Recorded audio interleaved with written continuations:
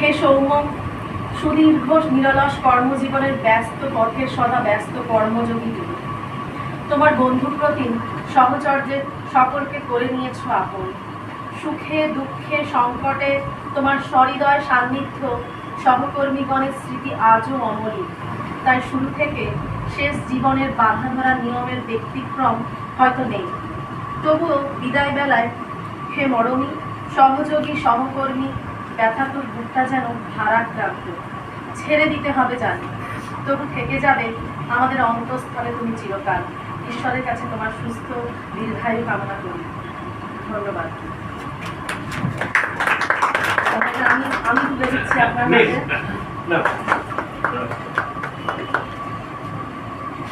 এই বিপ্লব দা, তোমরাও এসো।